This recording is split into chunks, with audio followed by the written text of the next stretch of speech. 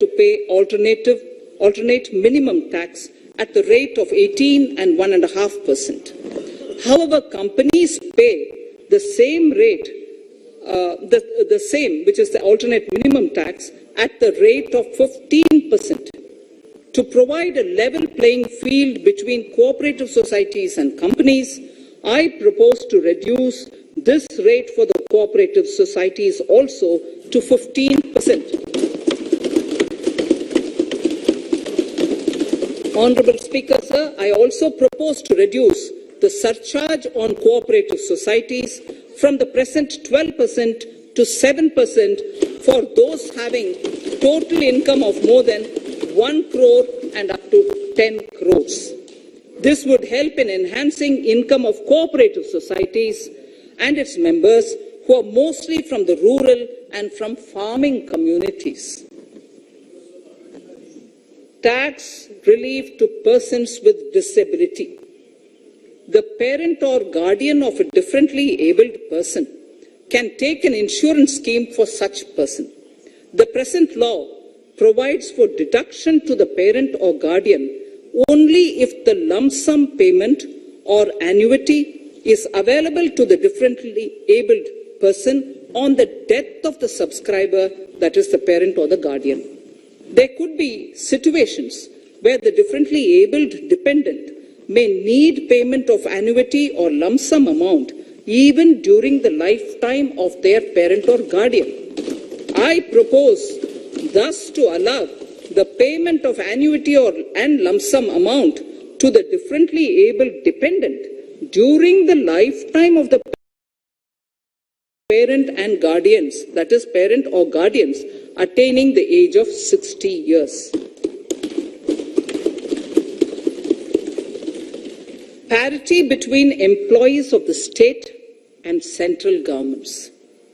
At present, the central government contributes 14% of the salary of its employee to the National Pension System, NPS, Tier 1.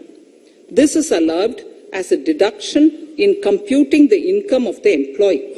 However, such deduction is allowed only to the extent of 10% of the salary in case of employees of the state governments.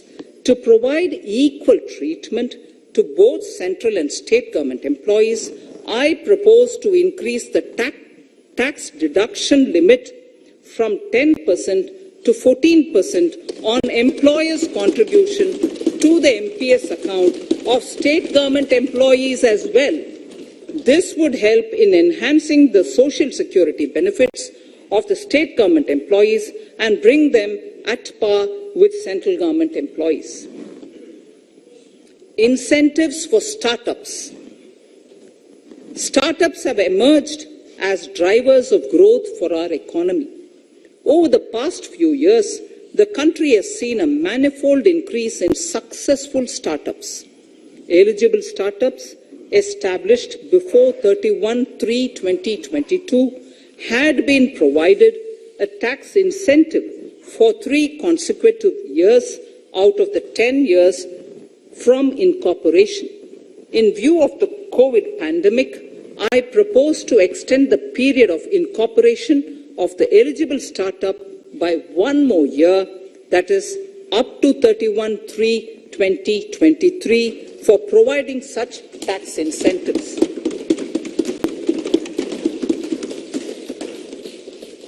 Incentives for newly incorporated manufacturing entities under concessional tax regime. In an effort to establish a global competitive business environment for certain domestic companies, a concessional tax regime of 15% was introduced by our government for newly incorporated domestic manufacturing companies. I propose to extend the last date for commencement of manufacturing or production under Section 115B(ab) by 1 more year, that is from 31st March 2023 to 31st March 2024.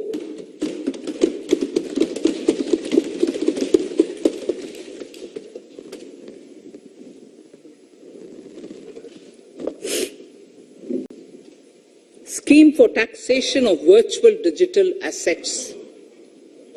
There has been a phenomenal increase in transaction in virtual digital assets. The magnitude and frequency of these transactions have made it imperative to provide for a specific tax regime. Accordingly, for the taxation of virtual digital assets, I propose to provide that any income from transfer of any virtual digital asset shall be taxed at the rate of 30%, 30%. No deduction in respect of any expenditure or allowance shall be allowed while computing such income except cost of acquisition. Further, loss from transfer of virtual digital asset cannot be set off against any other income. Further, in order to capture the transaction details, I also propose to provide for TDS on payment made in relation to transfer of virtual digital asset at the rate of 1% of such consideration above a monetary threshold. Gift of virtual digital asset is also proposed to be taxed in the hands of the recipient.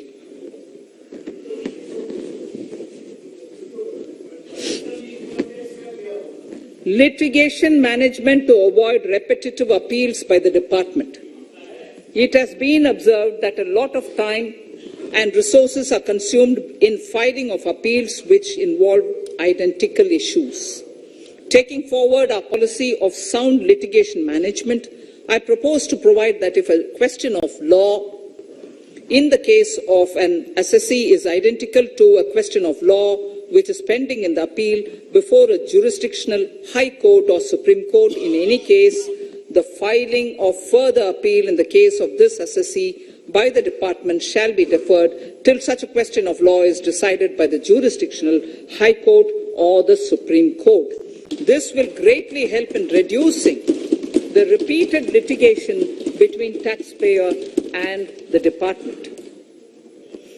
Taking forward our efforts to further promote the IFSC, I hereby propose to provide that income of a non-resident from offshore derivative instruments or over-the-counter derivatives issued by an offshore banking unit, income from royalty and interest on account of lease of ship, and income received from portfolio management services in IFSC shall be exempt from tax subject to specified conditions.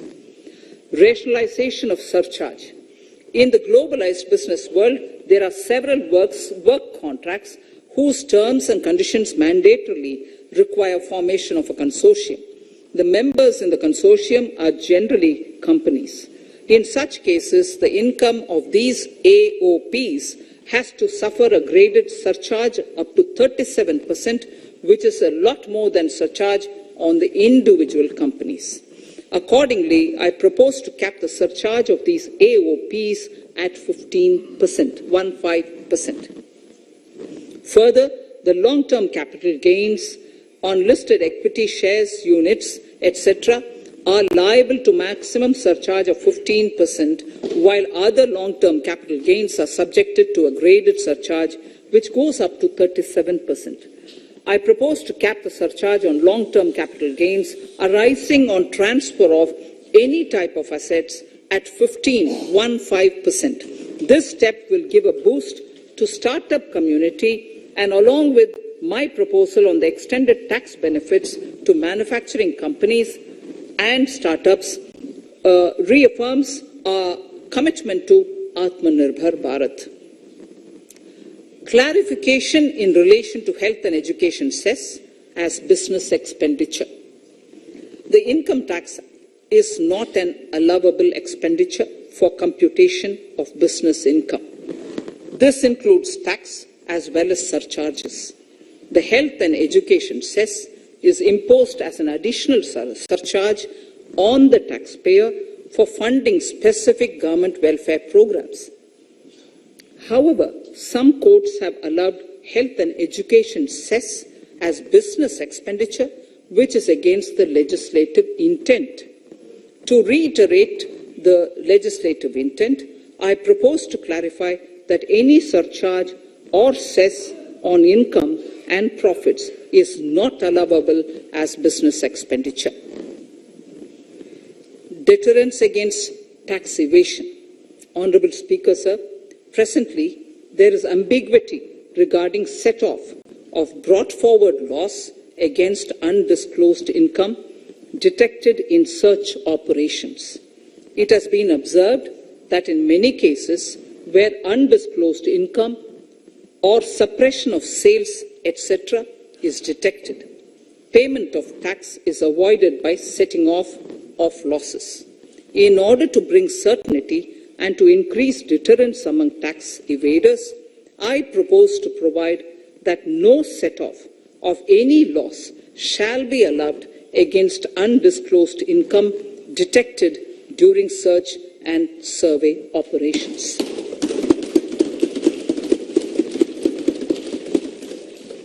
It has been noticed that as a business promotion strategy, there is a tendency on businesses to pass on benefits to their agents. Such benefits are taxable in the hands of the agents. In order to track such transactions, I propose to provide for tax deduction by the person giving benefits if the aggregate value of such benefits exceeds 20,000 rupees during the financial year. A few other changes are being made, the details of which are there in the finance bill. Indirect taxes. So remarkable progress in GST. GST has been a landmark reform of independent India, showcasing the spirit of cooperative federalism. While aspirations were high, there were huge challenges too. These challenges were overcome deftly and painstakingly under the guidance and the oversight of the GST Council.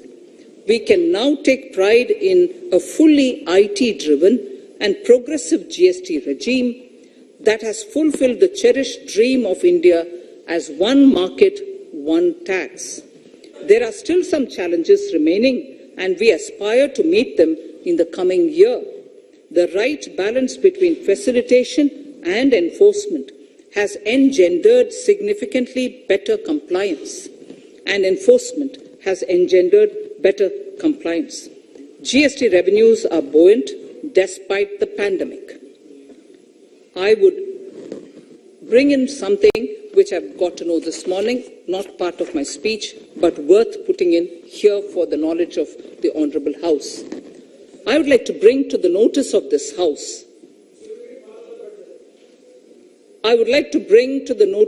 House that the gross GST collections for the month of January 22 are rupees 1,40,986 crores, which is the highest since the inception of GST. This has been possible due to rapid economic growth, recovery, post-COVID,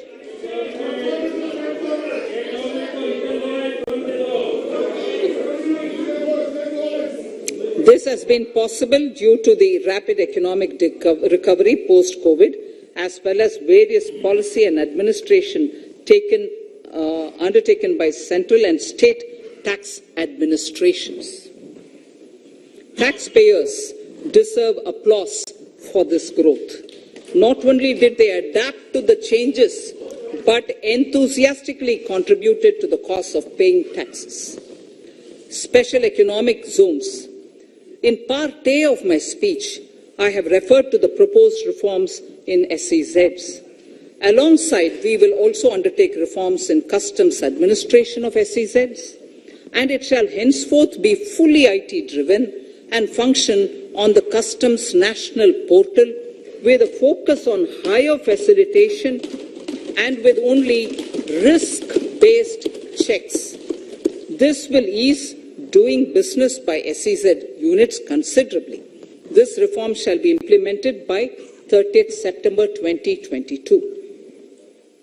Customs reforms and duty rate changes. Customs administration has reinvented itself over the years through liberalized procedures and infusion of technology. Faceless customs has been fully established. During COVID-19 pandemic, customs formation have done exceptional frontline work against all odds, displaying agility and purpose. Customs reforms have played a very vital role in domestic capacity creation, providing level playing field to our MSMEs, easing the raw material supply side constraints, enhancing ease of doing business, and being an enabler to other policy initiatives such as PLI and phased manufacturing plans. My proposal on customs side are aligned to these objectives. Project imports and capital goods. National Capital Goods Policy 2016 aims at doubling the production of capital goods by 2025. This would create an employment opportunities and result in increased economic activity. However, several duty exemptions, even extending to over 3 decades in some cases, have been granted to capital goods for various sectors like power, fertilizer, textiles, leather footwear, food processing, and fertilizers. These exemptions have hindered the growth of the domestic capital goods sector. Similarly, project import duty concessions have also deprived the local producers of a level playing field in areas like coal mining projects, power generation, transmission or distribution projects, railway and metro projects. Our experience suggests that reasonable tariffs are conducive to the growth of domestic industry and make in India without significantly impacting the cost of essential imports. Accordingly, Honourable Speaker, Sir, it is proposed to phase out the concessional rates in capital goods and project imports gradually and apply a moderate tariff of 7.5%. Certain exemptions for advanced machineries that are not manufactured within the country shall continue. A few exemptions are being introduced on inputs like specialized castings, ball screw, and linear motion guide to encourage domestic manufacturing of capital goods.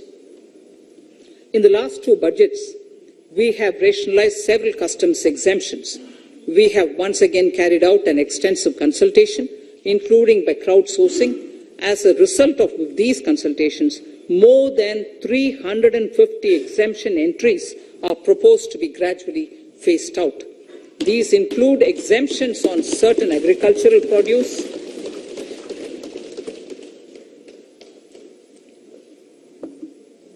chemicals, fabrics, medical devices and drugs, and medicines for which sufficient domestic capacity exists.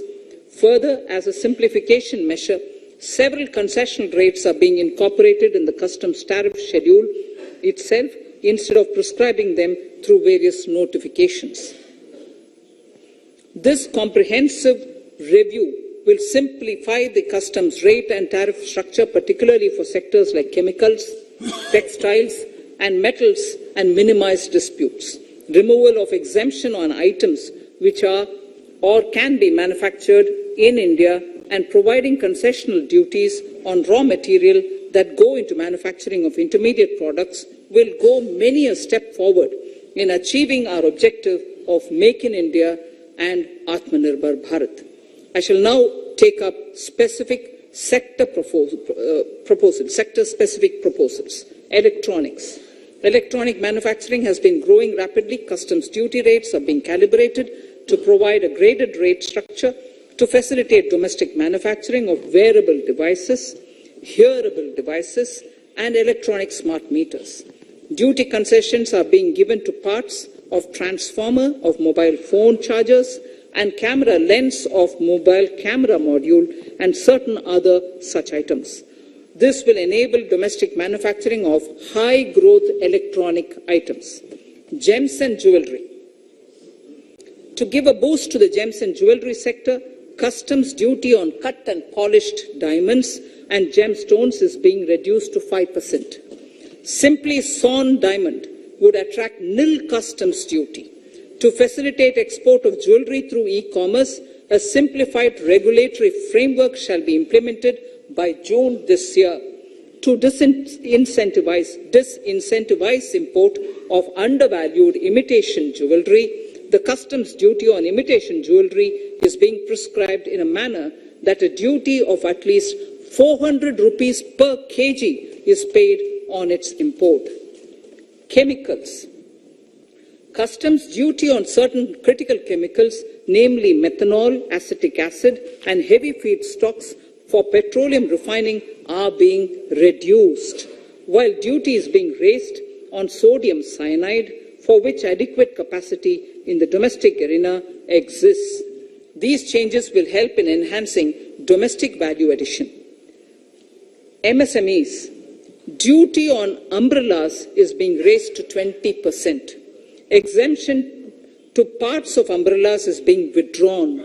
Exemption is also being rationalized on implements and tools for agricultural sector which are manufactured in India.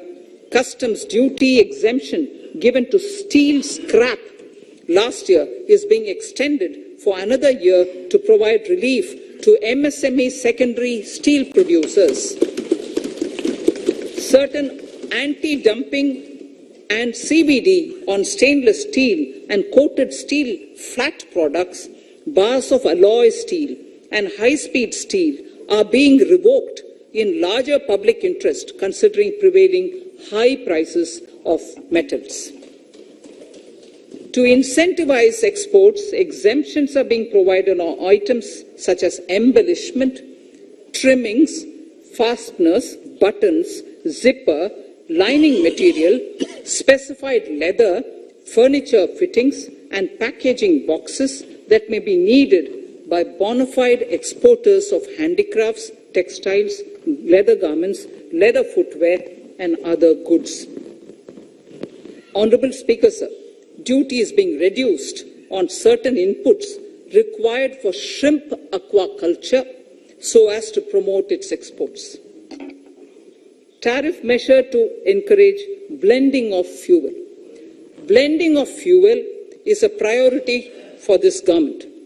To encourage the efforts for blending of fuel, unblended fuel shall attract an additional differential excise duty of ₹2 per litre from first day of October 22. A few other changes are being made in duty rates, customs, tariff and customs law, the details of which are there in the finance bill. Mr. Speaker, sir, with these words, I commend the budget to this august House. Thank you. Item number 2, Srimati Nirmala Sitaraman ji.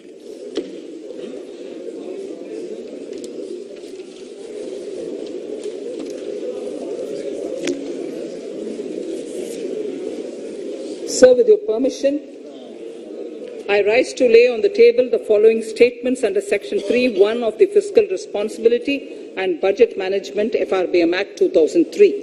Medium-term fiscal policy cum fiscal policy strategy statement and macroeconomic framework statement. Item number 3, Vitt Videk 2020, Nirmala Sitaraman ji. Sir, item number 3, Finance Bill. Sir, with your permission, I rise to move for leave to introduce the Finance Bill 2022. प्रश्न ये कि वित्त विधेयक को पुनर्स्थापित करने की अनुमति प्रदान की जाए। जो सदस्य इसके पक्ष में हाँ कहें, जो सदस्य विरोध में ना कहें, मेरे विचार में निर्णय हाँ वालों के पक्ष में, हाँ वालों के पक्ष में। माननीय मंत्री जी, वित्त विधेयक को पुनर्स्थापित करें। Sir, I introduce the bill. सभा की कार्रवाई कल बुधवार दिनांक 2 फरवरी 2022 को 4:30 बजे तक के लिए स्थगित की जाती है।